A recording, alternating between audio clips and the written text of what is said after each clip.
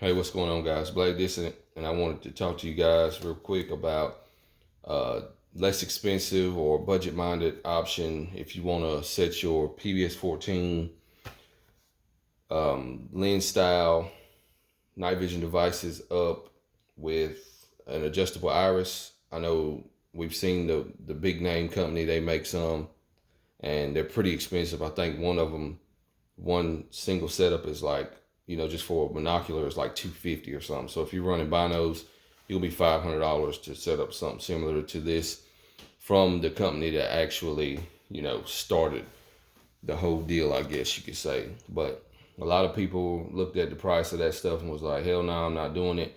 So they started sourcing materials from eBay and Amazon and stuff like that, and figured out that you could do this, at home by yourself for a lot less money.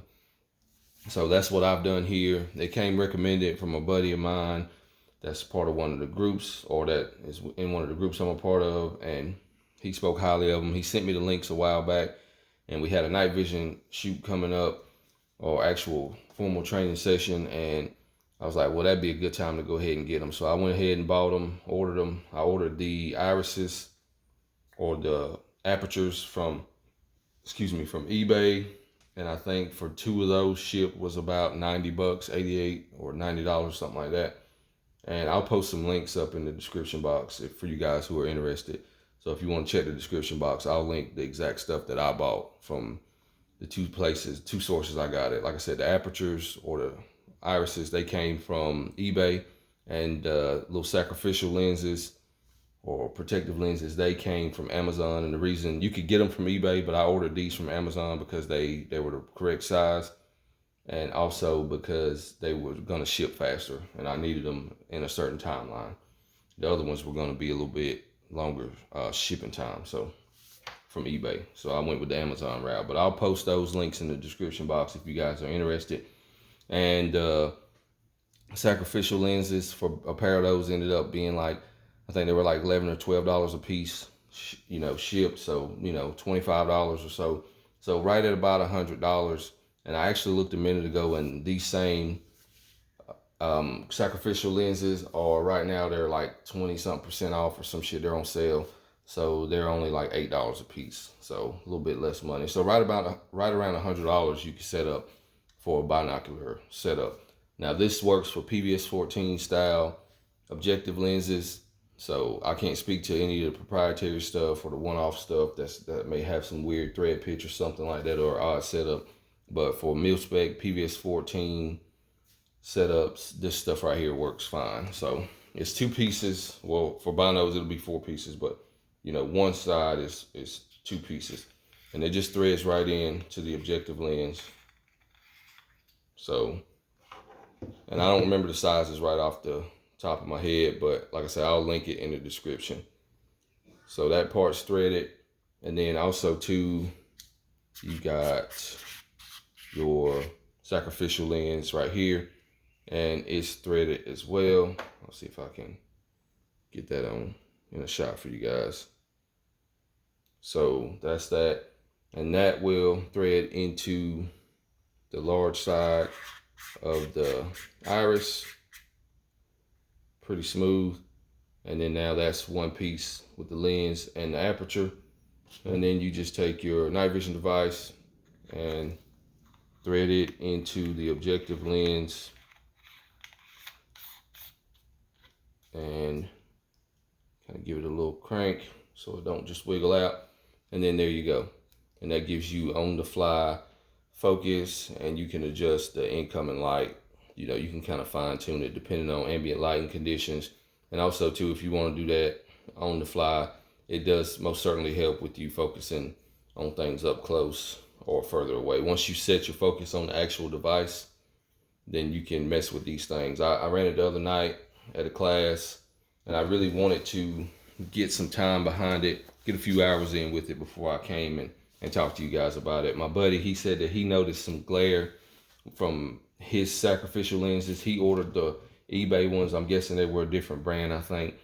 But he said he was noticing a glare. I never saw a glare. I didn't have any issues with it.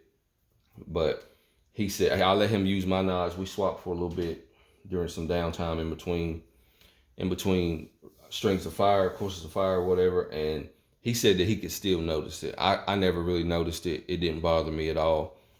Maybe it's just a difference in our eyes or whatever. He's running green phos tubes on his setup, but he also said he noticed it on mine. He's running Elbit green. I'm running Elbit white. I never noticed anything. I didn't have any issues. He said usually if it gets to be a pain in the ass for him, he'll just pull the sacrificial lenses off and just run like that. You know, your mileage may vary. You do with that as you wish. I'm sure there are varying qualities of these lenses and different, you know, filters and stuff like that. These are noted as being a UV protector. I'm not, you know, I'm not a camera guy or anything like that. You know, if you know a guy like that, then he could probably be of a lot of assistance to you. I'm not that guy. I just bought the shit that fit and put it together, and I haven't had any issues with it. So I did want to show that to you guys, but both sides will be identical, and you can fine tune this stuff just by giving them a nice turn. Really smooth operation. You know, not like shitty quality or anything like that for what they are. So I guess time will tell, but pretty simple device. Kind of hard to screw it up. You know, they operate smooth. They're low drag. There's not like any binding or anything like that, and it doesn't feel gritty. So pretty pleased with it. And my initial thoughts on the whole setup, and after running it for several hours last night and doing a bunch of live fire with the carbine, some handgun stuff, doing some sprinting drills and stuff like that. I can't remember the name of that one drill we done as a competition, but you know, doing some running around and stuff like that, and even doing some CQB shoot house stuff with sim rounds and a little bit of airsoft stuff. I didn't have any issues at all.